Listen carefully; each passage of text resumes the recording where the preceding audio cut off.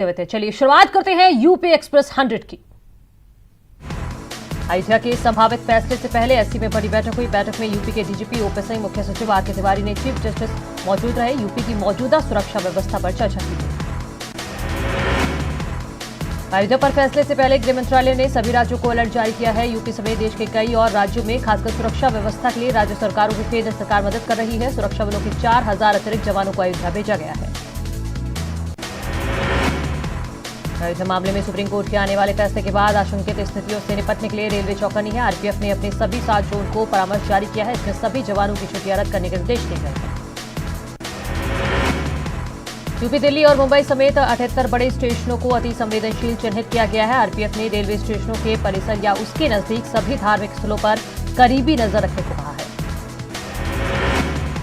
CM योगी अयोध्या पर आने वाले फैसले से पहले गुरुवार को सूबे को सभी डीएम और एसपी के साथ वीडियो कॉन्फ्रेंसिंग की। सीएम ने कहा कि सुप्रीम कोर्ट के संभावित फैसले को लेकर कानून व्यवस्था चुस्त दुरुस्त करने के साथ ही सीएम ने सोशल मीडिया पर भड़काऊ पोस्ट करने वालों पर तत्काल कार्रवाई करने के निर्देश दिए।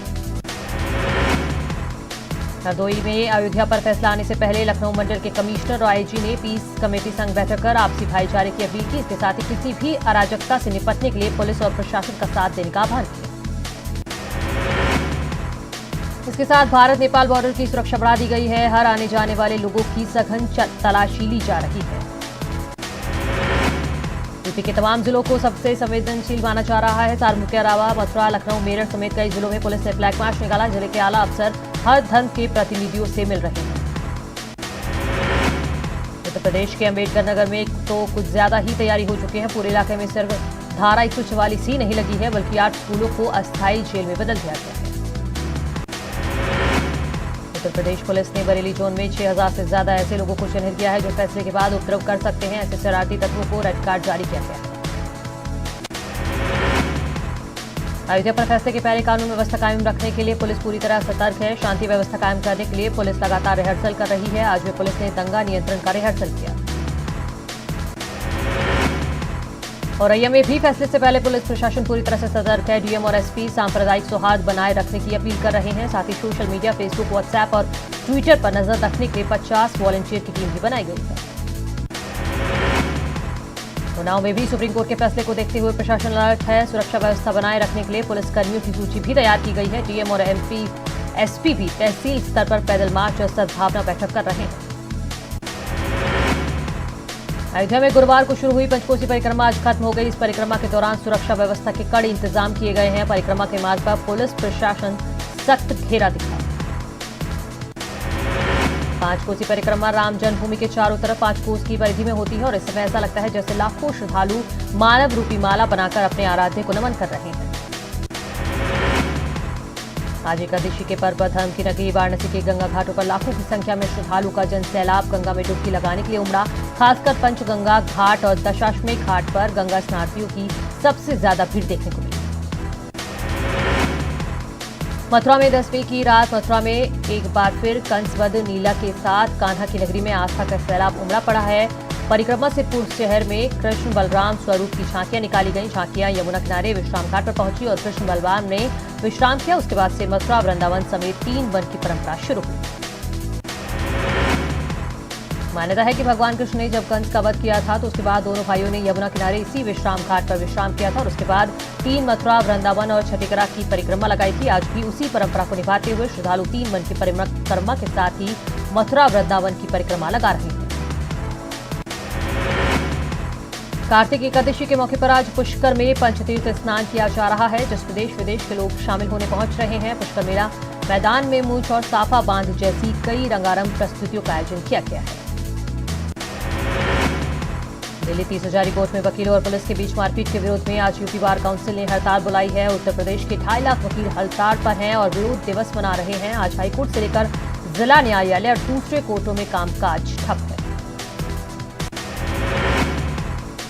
यूपी बार काउंसिल ने मांग की है कि घायल वकीलों को 10 लाख मुआवजे देने की मांग उनके द्वारा की गई है। दोषी पुलिसकर्मियों के खिलाफ कार्रवाई की मांग है। बार काउंसिल ने एडवोकेट प्रोटेक्शन एक्ट जल्द लागू किए जाने की भी मांग की है। वकीलों की इस हड़ताल में इलाहाबाद हाईकोर्ट के वकील भी शामिल हैं। अधिवक्ताओं ने वकीलों पर लगातार हो रहे हमले के लिए बिगड़ती कानून व्यवस्था को जिम्मेदार ठहराया है। वकीलों ने ऐसी घटनाओं को रोकने के लिए केंद्र और यूपी सरकार से सख्त कदम उठाए जाने की मांग की है। प्रयागराज में भी अधिवक्ता आज एक दिवसीय हड़ताल पर चल गए। यूपी बार काउंसिल के आह्वान पर न्यायिक कार्य से विरत अधिवक्ता आज विरोध दिवस मना रहे हैं और हाईकोर्ट और कैंट के साथ ही जिला अदालत और तहसीलों के अधिवक्ताओं ने पूरी तरह से न्यायिक कामकाज का बहिष्कार कर दिया है। हड़ताल के दौरान बाराबंकी में वकील बेकाबू हो गए और चेंबर में घुसकर जज के साथ मारपीट कर डाली। मोटर दुर्घटना दावा अधिकरण के जज संदीप जैन के साथ अर्दली और गनर को भी पीटा गया। जौनपुर में वकीलों ने जमकर विरोध प्रदर्शन किया। जिलाधिकारी कार्यालय तक पैदल मार्च करते हुए जुलूस निकालकर दिल्ली की 30,000 रिपोर्ट में वकील पुलिस के विवाद में पुलिस के खिलाफ कड़ी कार्रवाई की मांग की। बसपा सुप्रीमो मायावती ने मुलायम सिंह यादव के खिलाफ गेस्ट हाउस कांड में मुकदमा वापस ले लिया है। 2 जून 1995 को लखनऊ के स्टेट गेस्ट हाउस में मायावती के साथ एसपी नेताओं ने कथित रूप से बदसलूकी की थी। इस मामले में मुलायम सिंह यादव, उनके भाई शिवपाल सिंह यादव, बेनी प्रसाद वर्मा और आजम खान समेत कई नेताओं के खिलाफ मायावती की ओर से हजरतगंज थाने में मुकदमा दर्ज करवाया गया था। बसपा सुप्रीमो मायावती ने गेस्ट हाउस मामले में केस वापसी के मामले पर शिवपाल यादव ने भदोही में बड़ा बयान दिया है। उन्होंने कहा कि ये मामला करीब 9 महीने पहले कोर्ट से खत्म हो चुका है और सभी लोग जानते हैं कि मैं उस समय था ही नहीं। उस समय जो भी रिपोर्ट लिखवाई गई थी वह झूठी लिखवाई गई थी और सभी मामले झूठे थे। बीजेपी के वरिष्ठ नेता लालकृष्ण आडवाणी का जन्मदिन है। इस मौके पर पीएम मोदी, बीजेपी अध्यक्ष अमित शाह ने आडवाणी के घर जाकर उन्हें बधाई दी। उपराष्ट्रपति वेंकैया नायडू ने भी आडवाणी को उनके घर जाकर बधाई दी। आडवाणी आज 92 वर्ष के हो गए हैं। आडवाणी का जन्म 8 नवंबर को 1927 कराची में हुआ था और देश के विभाजन के बाद उनका परिवार कराची से भारत आ गया था। हाथरस में एक निजी कार्यक्रम में पहुंचे प्रधानमंत्री नरेंद्र मोदी की पत्नी यशोदाबेन ने कैलाश मंदिर में जाकर पूजा अर्चना की। पूजा अर्चना करने के बाद यशोदाबेन मथुरा के लिए रवाना हो गई। नोटबंदी के आज 3 साल पूरे हो गए हैं। 8 नवंबर 2016 को पीएम मोदी ने अचानक 500 और 1000 के नोटों को बंद करने की घोषणा की थी, जिसके बाद पूरे देश में अफरा तफरी का माहौल बन गया था। करतारपुर कॉरिडोर के लिए कल यात्रियों के पहले जत्थे को पीएम मोदी रवाना करेंगे। करतारपुर कॉरिडोर से होकर करतारपुर साहिब जाने वाले भारतीयों के लिए पासपोर्ट जरूरी होगा। इससे पहले पाकिस्तानी पीएम इमरान खान जहां पासपोर्ट जरूरी नहीं होने की बात कह रहे थे, तो पाक सेना कह रही थी कि पासपोर्ट जरूरी है। भारत ने इस बारे में पाकिस्तान से स्थिति स्पष्ट करने को कहा था।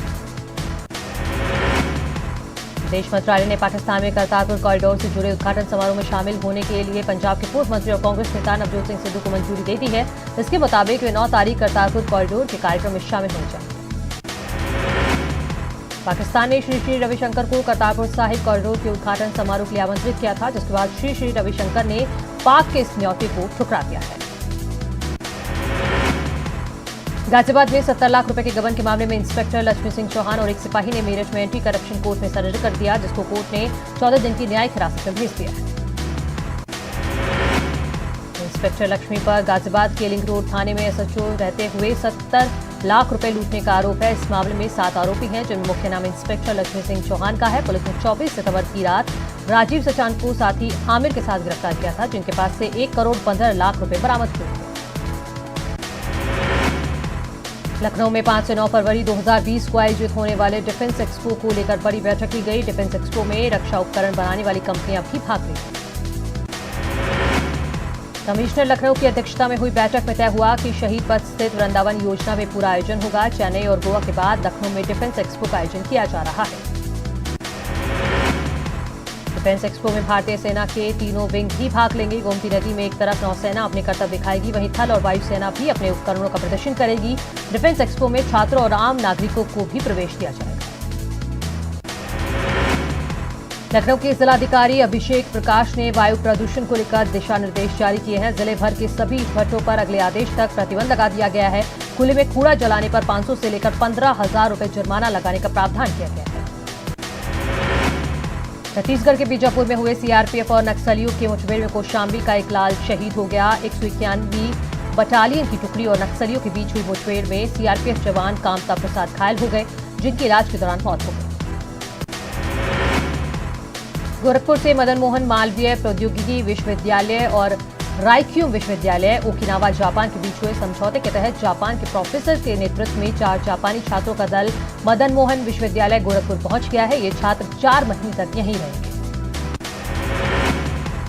देवरिया में सुप्रीम कोर्ट के आदेश की जमकर धज्जियां उड़ाई जा रही हैं। यहां नगर निगम ने कूड़े के ढेर में आग लगा दी। अब धुएं की वजह से लोग परेशान। संभल में भाजपा नेता ने अवैध खनन को रंगे हाथों पकड़ा। साथ ही अधिकारी को मौके पर बुलाकर जमकर हड़काया भी। पूरे मामले का वीडियो भी बनाया। एटा नगर पालिका कर्मचारी के साथ सभासदों द्वारा मारपीट और गाली गलौज मामले में पीड़ित कर्मचारी ने नगर कोतवाली में सभासदों के खिलाफ तहरीर दी है। पुलिस वीडियो फुटेज के आधार पर लोगों को चिन्हित कर कार्रवाई में जुटी है। चंदौली में प्रधानमंत्री आवास योजना में घोटाला सामने आया है। जिला स्तरीय समिति की जांच में इसका खुलासा हुआ है। अब तक 61 अपात्र लाभार्थियों को योजना का लाभ मिला है। अब तक 27,60,000 रुपए स्टेट हेड अकाउंट में जमा करा दिए गए। संभल के गुन्नौर से बीजेपी विधायक अजीत यादव ने बेसिक शिक्षा महकमे में 8 करोड़ के घोटाले की 14 अक्टूबर को डीएम से शिकायत की थी। डीएम ने ड्रेस और खेल के सामान में घोटाले की जांच सीडीओ को सौंपी थी, लेकिन अब तक करीब 20 दिन बीत जाने के बाद भी जांच बयानों पर सिमटी हुई। बिजनौर में ट्यूशन पढ़ने जा रहे छात्र को बाइक सवार बदमाशों ने गोली मार दी। छात्र को मुरादाबाद कॉस्मॉस अस्पताल में भर्ती करा दिया गया है। घटना नूरपुर इलाके की है। बहराइच में लखीमपुर बॉर्डर में एक संदिग्ध व्यक्ति तेज रफ्तार बाइक से बहराइच जिले में प्रवेश कर रहा था। तभी बॉर्डर पर तैनात सिपाहियों ने उसे चेकिंग के लिए रोकने का प्रयास किया, लेकिन संदिग्ध सिपाही को टक्कर मारकर वो भाग गया। हाथरस में कूड़ा डालने को लेकर 2 पक्षों के बीच खूनी संघर्ष हो गया, जिसमें दोनों पक्षों की तरफ से जमकर लाठी डंडे चले। मारपीट में दोनों पक्षों के 7 लोग घायल हो गए, जिन्हें अस्पताल में भर्ती कराया गया। उन्नाव की बागरगांव कोतवाली क्षेत्र में लखनऊ आगरा एक्सप्रेसवे पर बोलेरो ने ई रिक्शा को टक्कर मार दी। हादसे में रिक्शा चालक की मौत हो गई। बोलेरो चालक मौके से फरार हो गया। सोनभद्र के भवनी थाना क्षेत्र में एक निजी स्कूल के अध्यापक द्वारा छात्रों के साथ दुष्कर्म की घटना सामने आई है। पीड़िता के परिजनों की शिकायत पर पुलिस ने आरोपी शिक्षक को गिरफ्तार कर जेल भेज दिया है। कानपुर में वायु प्रदूषण से लोगों को राहत नहीं मिल पा रही है। देश भर में AQI लेवल पर कानपुर तीसरे स्थान पर है। नगर निगम के कर्मचारी खुले में ही कूड़ा जला रहे हैं। वहीं भावपुर में भी कूड़ा डंप प्लांट में भी कूड़ा जलाया जा रहा है। शामली के कांधला थाना क्षेत्र में एक आरा मशीन के गोदाम में आग लग गई। आग से आरा मशीन गोदाम में रखी लकड़ी धू धू कर जलने लगी। मौके पर पहुंची दमकल की गाड़ियों ने कड़ी मशक्कत के बाद आग पर काबू पाया। संभल में भाजपा नेता ने अवैध खनन को रंगे हाथों पकड़ा। साथ ही अधिकारी को मौके पर बुलाकर जमकर हड़काया भी। पूरे मामले का वीडियो भी बनाया गया। हरदोई में लखनऊ मेल में आग से हड़कंप। दिल्ली मेल के AC कोच में हॉट एक्सल में धुआं निकलने पर यात्रियों में हड़कंप मच गया। सूचना पाकर मौके पर पहुंची रेलवे की टेक्निकल टीम ने ट्रेन की जांच की और एक्सल ठंडा होने के बाद ट्रेन को रवाना किया गया। बुंदेलखंड के कुछ मजदूरों को मध्य प्रदेश के ग्वालियर में बंधक बनाने की खबर सामने आई है। खबरों के मुताबिक रोजगार की तलाश में ग्वालियर पहुंचे किसान परिवार को ईंट भट्टा संचालक ने बंधक बना लिया। ना तो मालिक उन्हें पैसे देता है और न ही खाना। ईंट भट्टा संचालक के चुंगल में फंसे मजदूर परिवार ने व्हाट्सएप के जरिए वीडियो भेजकर अपनी सुरक्षा की मांग की है। पीड़ित परिवार हमीरपुर जनपद के जरिया थाना के ग्राम पहरा का रहने वाला है। पीड़ितों ने DIG से मिलकर मदद की गुहार लगाई है। नोएडा में पुलिस और बदमाशों के बीच हुई मुठभेड़ में 2 बदमाशों को गोली लगी है। बदमाश ई रिक्शा लूटकर भाग रहे थे। इस दौरान पुलिस से उनकी मुठभेड़ हो गई। ललितपुर में पुलिस लाइन में पुलिसकर्मियों ने दंगा निरोधी रिहर्सल किया। इस दौरान अधिकारियों ने शस्त्रों को चलाने का कुशल प्रशिक्षण और प्रत्येक आपात स्थिति से निपटने के भी पुलिसकर्मियों को गुर सिखाए। आजमगढ़ में भी अयोध्या पर फैसले से पहले पुलिस और प्रशासन अलर्ट पर है। प्रशासन ने संवेदनशीलता के आधार पर थानों और जनपद के हिंदूवादी और मुस्लिम नेताओं को 3 श्रेणियों में बांटा है। वहीं बटी हुई श्रेणियों के आधार पर अतिरिक्त पुलिस बल भी तैनात किया गया है।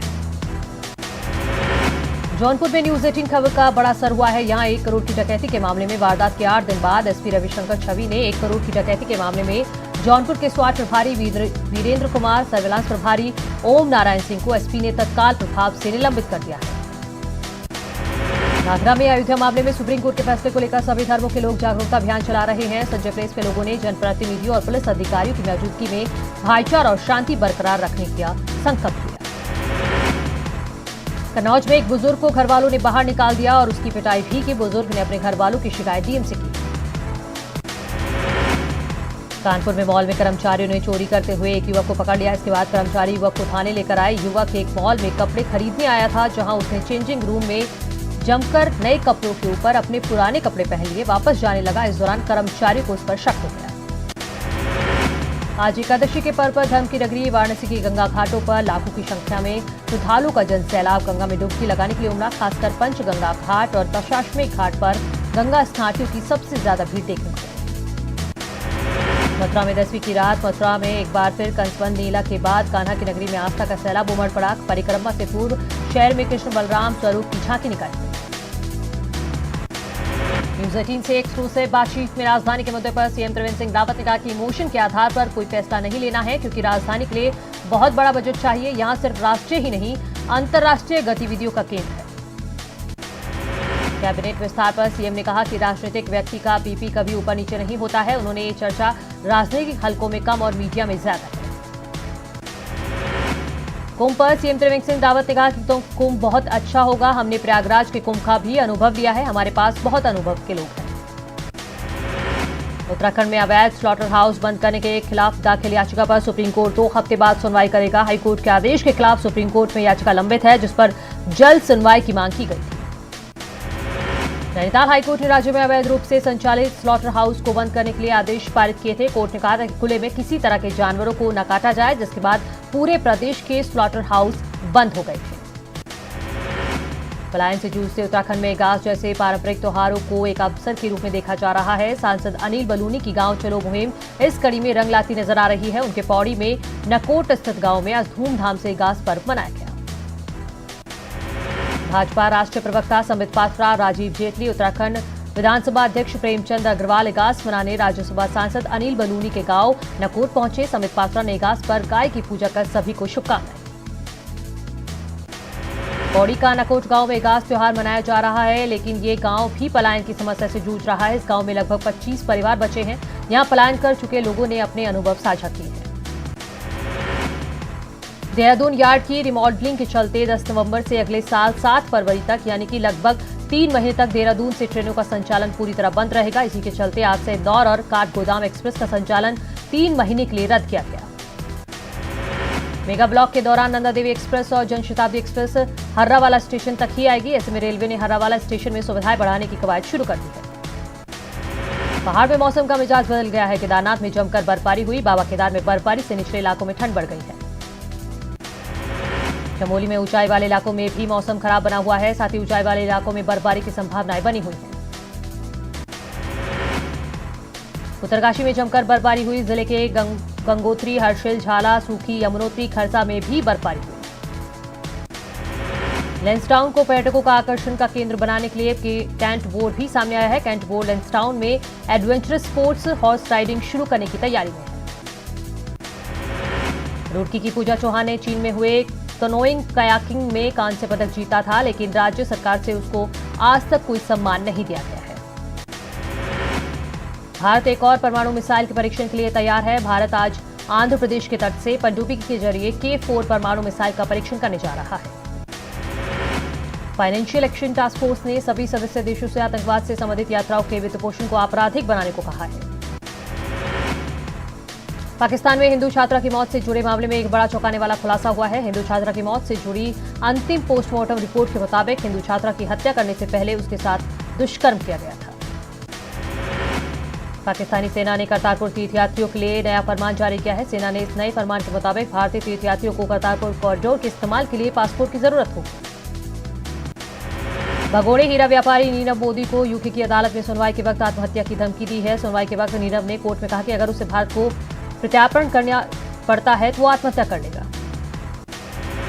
यूनान के दक्षिणी शहर कालामाटा से तबाही मचाने वाले बवंडर का वीडियो सामने आया है। इस शक्तिशाली बवंडर ने आए घरों की छतों समेत अपने रास्ते में आए हर सामान को उड़ा दिया। एम्स्टर्डम के शिफोल हवाई अड्डे पर एक पायलट ने गलती से विमान में लगे हाईजैक अलार्म बटन दबा दिया, जिसके बाद एयरपोर्ट पर बड़ा सुरक्षा ऑपरेशन चला दिया गया। मुजफ्फरनगर के फ्रेंड्स कॉलोनी में एक महिला का शव कमरे की खिड़की में लटका हुआ मिला। परिजनों ने ससुराल पक्ष पर हत्या का आरोप लगाया है। भदोही में जमीन विवाद के चलते चाचा ने 17 साल के भतीजे पर फावड़े से प्रहार कर दिया। इलाज के दौरान भतीजे की मौत हो गई। बुलंदशहर में प्रेमिका के पिता ने दिन दहाड़े प्रेमी की गोली मारकर हत्या कर वहां से फरार हो गया। पुलिस मामला दर्ज कर हत्या आरोपी की तलाश में जुटी है। कानपुर के बाबूपुरवा थाना क्षेत्र में स्थित पिंक चौकी के सामने ट्रक ने बाइक सवार भाई बहन को टक्कर मार दी। हादसे में गर्भवती बहन की मौत हो गई। बलरामपुर में चाकू की नोक पर एक नाबालिग लड़की का अपहरण करने के बाद उसके साथ दुष्कर्म किए जाने का मामला सामने आया है। पुलिस ने नाबालिग लड़की बरामद कर ली है। उन्नाव की बागरमऊ कोतवाली क्षेत्र के आलमपुर रेतवा गांव में युवक फांसी लगाकर आत्महत्या कर ली। युवक ने शव को कब्जे में ले लिया है। पुलिस मामले की जांच में जुटी है। बिजनौर में ट्यूशन पढ़ने जा रहे छात्र को बाइक सवार बदमाशों ने गोली मार दी। छात्र को मुरादाबाद कॉस्मोस अस्पताल में भर्ती करा दिया गया है। राजकोट में